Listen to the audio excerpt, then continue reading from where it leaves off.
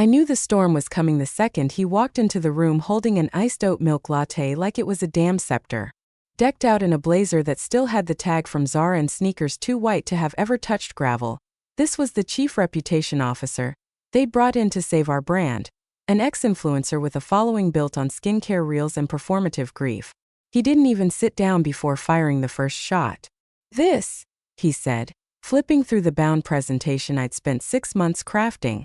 "This looks like it was made by someone who still uses Microsoft Word." Laughter. Loudest from the marketing VP who'd once asked me if Helvetica was a vegetable. I didn't respond. I didn't even blink. Just sat there, palms flat on the table, watching my work, meticulously aligned compliance matrices, image studies, brand risk assessments, get shredded for the crime of not being raw enough. "No one wants polished anymore," he sneered, tossing the report onto the floor like a bad script. "They want real grit, emotion. Not this corporate museum piece. This feels like an obituary." There it was. The board chuckled, some a little too hard. Someone actually muttered, "Oof." I caught the CEO smiling uncomfortably, like he just watched a waiter drop a wedding cake and couldn't decide whether to apologize or order dessert. That project was supposed to roll out next quarter. I timed it to coincide with new federal visibility rules for contractors. I'd spent nights reworking every sentence, so we'd be in alignment with Clause 9.4 of the Transparency Directive. But none of that mattered now because Tyler built his brand on being real, had decided authenticity meant throwing legal due diligence into a blender and hitting TikTok speeds. And hey, before we go any further, 97% of people who listen to stories like this don't subscribe. If this pisses you off half as much as it did me, hit the like and subscribe buttons. It's free. But it really helps the team that brings you these stories from the edge of corporate purgatory. Back in that room, nobody noticed me close my laptop. They were too busy listening to Tyler workshop new campaign slogans out loud like he was riffing on a podcast. What if we do an unscripted mini-doc series? Like warehouse workers talking about their lives. No filters. Just vibes. A junior designer nodded like she just witnessed the birth of cinema. Another exec asked if we could get someone crying on camera. I stood slowly. Someone asked where I was going. I smiled but didn't answer. Truth was, I'd been here before. Not just in this room, not just in this company, but in this exact situation. Flashy new blood, executive-level charisma, and the kind of viral genius that forgets contracts exist. The last time that happened, we got fined nearly 7 figures for marketing misalignment. I'd learned then to keep copies of everything. So I walked out with my dignity intact and one folder on a USB that no one thought to check. They thought they killed my project. What they did was amputate their last legal safeguard and handed me every receipt I needed to remind them what real actually costs. I didn't slam drawers, didn't huff and puff or storm out with dramatic flair like some marketing martyr. I just packed. Silently. One by one, I pulled out the pieces of a 6-month strategy built to thread a legal needle so fine it gave our lawyers migraines. Campaign architecture, audience segmentation models, approval trail for the funding, all of it. My hard drive didn't scream, just blinked calmly as I exported copies to my personal secure vault. They thought I'd leave it all behind like some rejected intern with a Canva subscription. What they didn't realize was this wasn't just a rebranding campaign.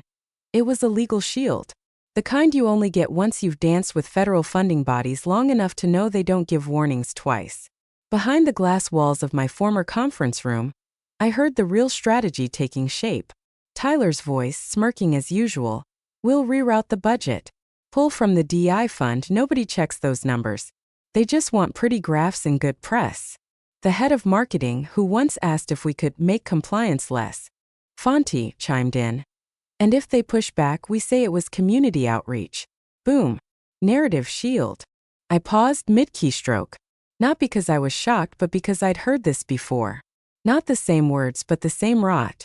A few years back, another golden child rerouted funds from a grant-based clean water campaign to pay for influencer partnerships.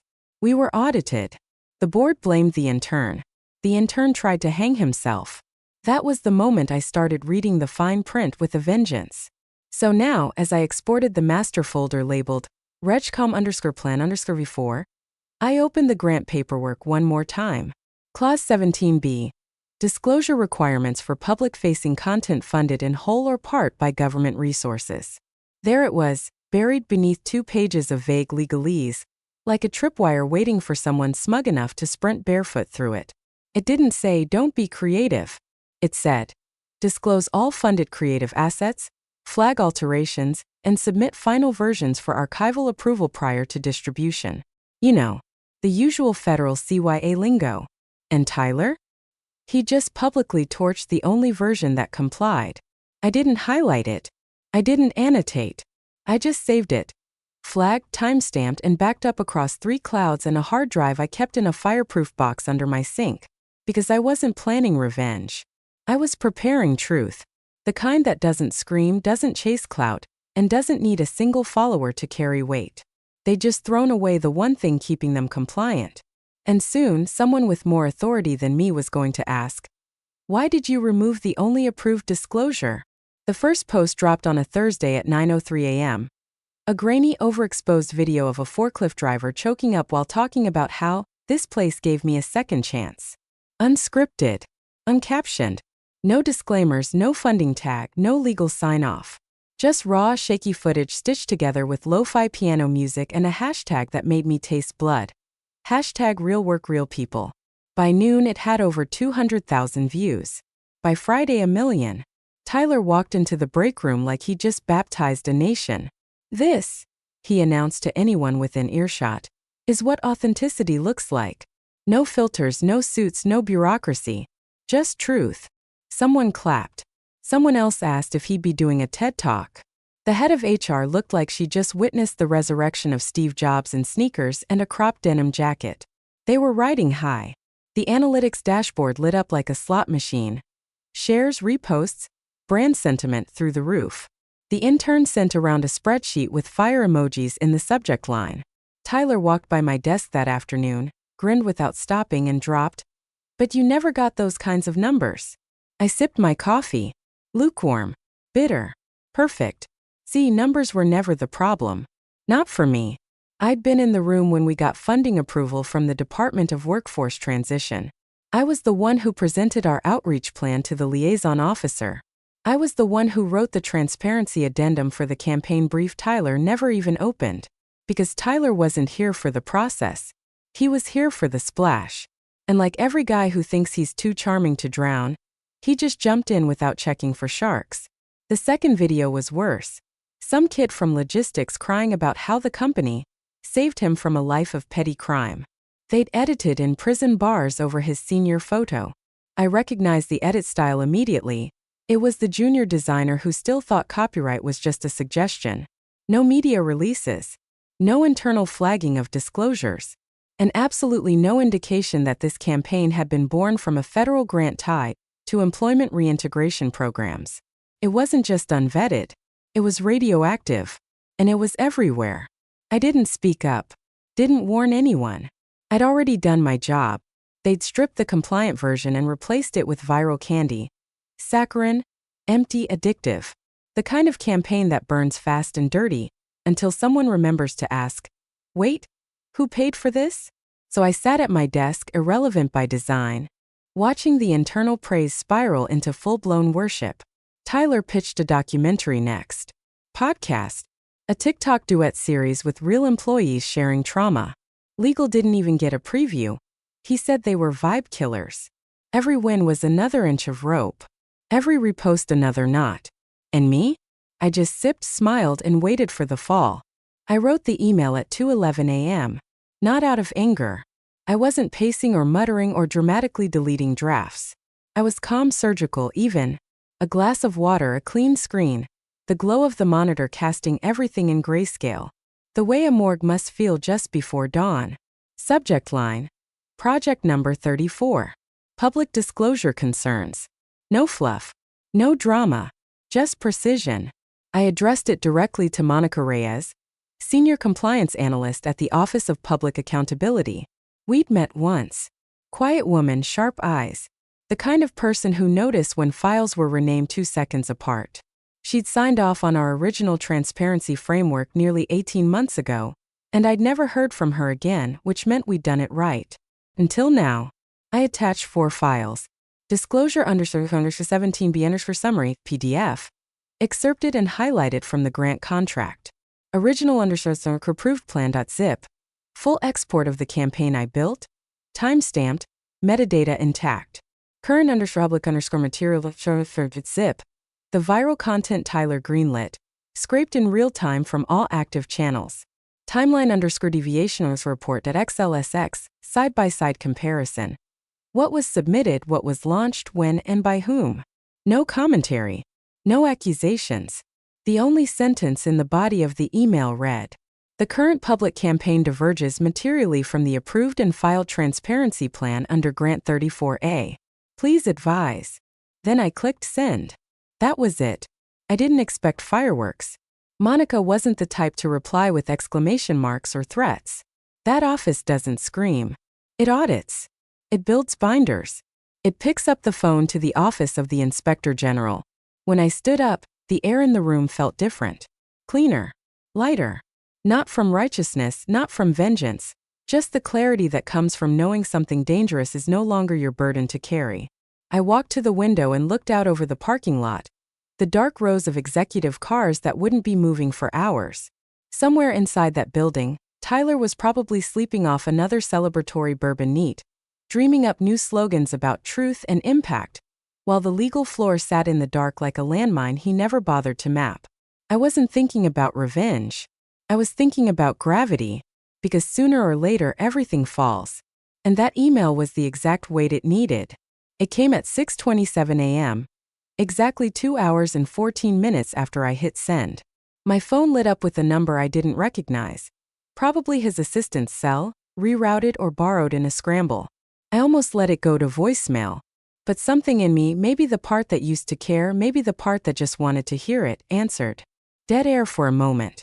Then Tyler's voice, cracked like a windshield after a brick's been thrown through it. "What have you done?" he whispered. Not shouted. Whispered. That was the first time I'd ever heard him unsure of anything. I didn't reply. Let him sweat in the silence. You could hear the hum of some speakerphone in the background, muffled voices, legal probably. Maybe PR. I imagined him in the corner office he stole from a woman who built the company's first national campaign, now surrounded by half-eaten donuts and whiteboard buzzwords that were about to get subpoenaed. They've called for a review, he said, stumbling over the words like they were in a foreign language. The agency, Monica Reyes, said we violated something with the funding disclosure clause. She sent a formal request for all campaign records. Unredacted. There it was. Confirmation. The CEO doesn't even know yet, he continued, voice rising now like panic was finally catching up to the bravado. Legal's losing it. Compliance is throwing terms around like fraudulent representation. They're asking for timestamps. Backups. Who authorized what? And Christ, they're asking if anything was registered. Was I supposed to register the content? Wasn't that your job? I didn't smile. Not exactly. But something in me exhaled slow and steady. The part that remembered him waving off every document I tried to show him. We'll go rogue, he'd said once like he was auditioning for a startup documentary. You didn't, I replied calmly. You skipped registration, review, sign-off. You went viral without vetting. Silence. Then desperate. We can fix this, right? Just tell them it was miscommunication. That we were aligning the campaign. Say it was draft content. You've still got the old files, right? Tell them it was part of the plan. I looked out the window where the first slivers of morning were slicing through the skyline, sharp as razors. I opened eyes for those who pay, I said. Another silence, this one deeper. He understood. Or maybe he didn't, but his pulse did. Because this wasn't about a campaign anymore. This was about money. About federal funding and compliance logs and whether someone like Monica would flag this as administrative negligence or deliberate obfuscation. You don't understand, he tried again, voice trembling now. This could take the whole exec team down. They're saying if it's confirmed, if we broke Clause 17B, the funding gets pulled retroactively. With penalties. I do understand, I said. That's why I emailed her. Click. He hung up. And I stood there for a long time, not triumphant, not angry, just still. Because I hadn't burned anything. I hadn't broken protocol or leaked a single word I wasn't supposed to. All I did was show someone what they already had the right to see. Turns out truth doesn't need a filter. Just needs a subject line. The letters hit inboxes before most had finished their morning coffee. Not a whisper. Not a rumor. Just a formal PDF stamped with the seal of the Office of Public Accountability, and the kind of wording that turns caffeinated optimism into career dread. Immediate request for internal documentation pertaining to Project Number 34. Use of federally funded communication channels. They didn't send one email. They sent 23. Direct. Specific. Time-stamped. Addressed by name. Tyler's name was on all of them. By 8:17 a.m. Slack went dead. Not just quiet dead. The memes stopped. The digital high-fives vanished. Even the daily morning vibes playlist thread in #BrandSquad froze mid-song. Someone tried to react with a thumbs up and got nothing but buffering. The CRO had entered the building half an hour earlier wearing aviators and holding 2 phones. By 9, he'd locked himself in conference room D with legal. 5 people followed him in. 3 came out looking like they'd been asked to explain nuclear physics in a language they didn't speak. At 10:03, legal sent out an internal hold order. All personnel are instructed to cease public campaign activities related to #RealWorkRealPeople until further notice. Someone from HR removed the marketing intern's congratulatory LinkedIn post about disrupting how we tell stories. The company's YouTube channel switched half its videos to private. And the warehouse crying montage? Gone. Like it had never existed. But the most telling moment? Heather, compliance officer, mid-40s, glasses always slightly askew, fired 3 months ago in a strategic streamlining. Walked back in like a storm cloud in flats. Someone had reactivated her badge. She didn't speak to anyone. Just beeline to her old cubicle and began unpacking a small box of files. The only sound was the click of her keyboard and the whispered, "Oh shit," that followed her down the hallway.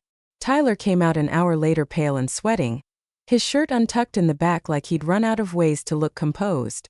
He pulled the junior designer aside, hissed something about backup approvals, then sprinted back to his office when she said, "You told me not to send anything through DocuSign." Spin wasn't working anymore. His narrative, rogue genius, rebel creativity, we move fast and break stale campaigns, had collapsed under its own weight. There were no signatures, no compliance marks, no fallback documents, just metrics, mood boards, and vibes. That's when my notification pinged. Calendar, you've been invited to initial clarification session. Project number 34. Sent by legal department. It wasn't a request. It was a schedule. And suddenly I wasn't just a ghost with files anymore. I was being summoned back into the fold. Not because they missed me, but because I was the only one left who'd done it right. And in that still moment, sitting alone at my desk with the blinds drawn halfway against the noon glare, I realized the silence wasn't isolating anymore. It was gravitational, pulling them all back toward me, one signature at a time. The room wasn't the same one where Tyler humiliated me. This one was smaller. No glass walls, no catered breakfast trays or brand buzzwords scribbled on whiteboards. Just a long table, 7 people, 3 laptops, and 2 government observers who didn't smile once. Heather was already there when I walked in. Stone-faced, every file color-coded and clipped. Monica Reyes sat across from her. Calm, unreadable. Legal counsel on both sides flanked the table like chess pieces. The only empty seat was mine. I didn't speak until I was asked. And when they finally did, "Miss Calderon, would you please walk us through the timeline?" I didn't clear my throat or hesitate. I opened my folder, turned my screen toward the group and said simply, "This is the plan that was approved." Slide 1. Title page of the original campaign proposal. File metadata in the corner. Time-stamped.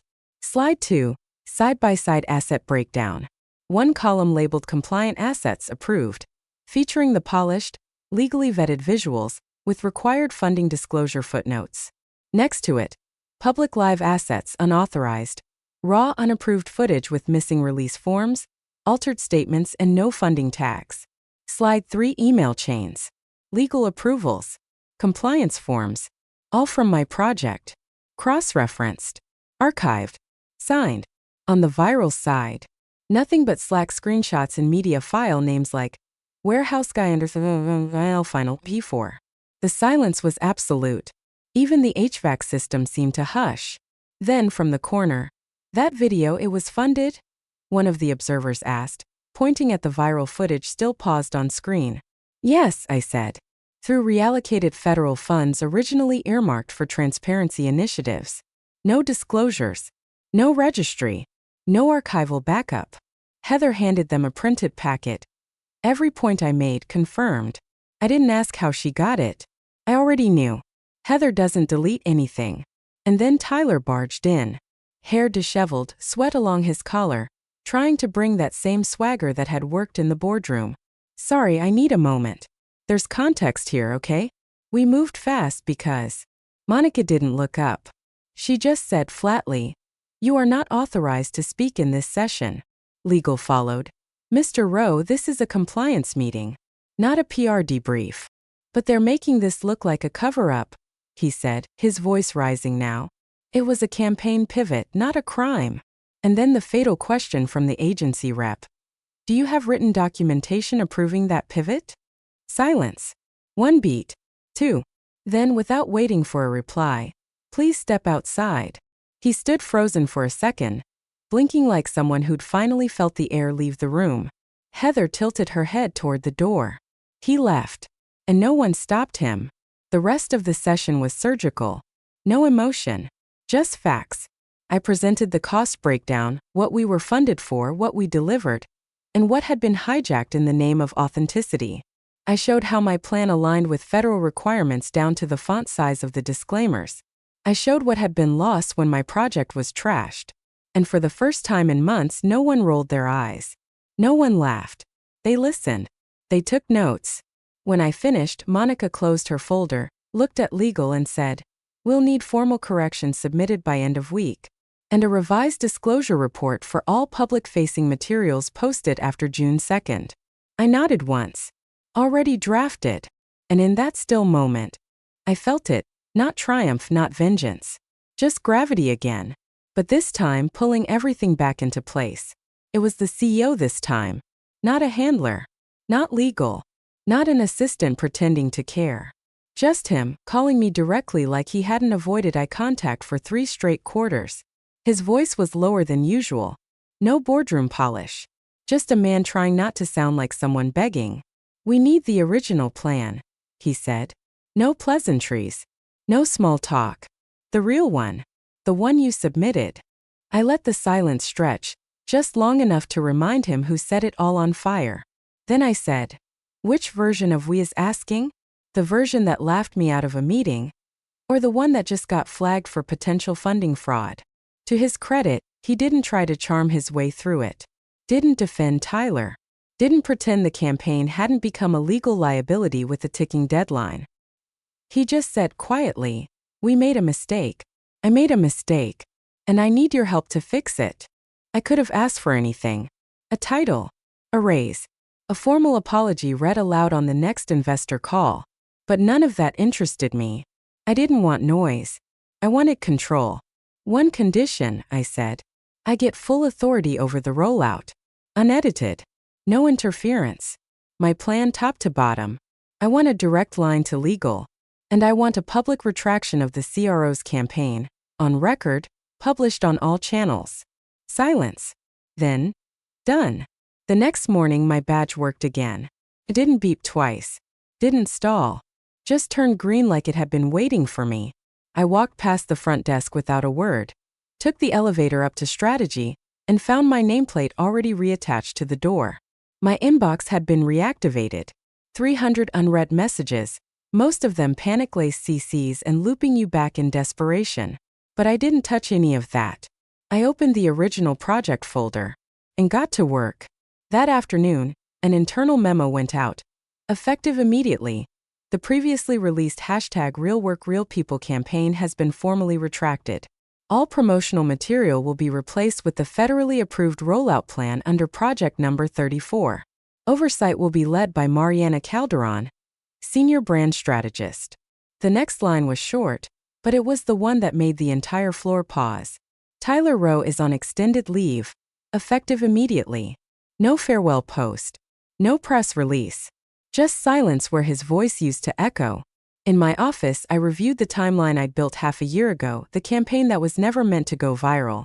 It was meant to inform, to align, to protect the company from exactly the storm it had walked into eyes wide shut. They'd thrown it away for clicks. Now they were crawling back for cover. And I wasn't angry. I was patient. Because the thing about doing it right the first time? Eventually they remember where they left it. The posters went up quietly. No launch party. No pop-up booth with branded donuts. Just overnight installs, simple designs, muted tones, real employees in crisp, dignified light. Warehouse, logistics, admin, HR, every department represented. No tears, no shaky iPhone footage. Just steady camera work, clear consent forms, and a single line printed at the bottom of every asset. Created in accordance with federal transparency guidelines. Funded by Grant 34A. The new campaign didn't chase you down with hashtags or force itself into your feed. Didn't need to. It spoke softly, clearly, and truthfully. The way legal documents do. The way people trust. Digital banners rolled out next. Updated on the website, the investor portal, the job recruitment pages. A unified brand that actually reflected what we did, not just what we wanted to trend for. Employees started sharing it. Not out of obligation, but out of quiet pride. That surprised me. They weren't performing for engagement. They were just sharing. Then came the final asset. A short film labeled Real People. Real work. Just under 4 minutes. Voiceovers from 5 employees. No music swelling behind the words. No scripted breakdowns. Just clean language about what they do, why it matters, and who it impacts. We didn't try to make it go viral. We submitted it to the Office of Public Accountability for archival approval. 3 days later I got an email. No bold text. No drama. Just Monica's name in the sender line and one sentence. Thank you for preserving integrity. Your file is closed. I stared at it longer than I meant to. Not because I needed the praise, but because it meant something rare. No further action required. No audit. No press inquiry. No damage control. Just done. That night I stayed late, not out of obligation but because I wanted to see it through. Every screen in the building was playing the new campaign on a loop. And as I passed by one of the monitors in the lobby, I caught the reflection of the final frame. A welder in the back shop wiping his brow. The text below. This isn't a campaign. This is the truth. And I smiled. Not loud. Not smug. Just satisfied. Because real was never the problem. Just who got to define it.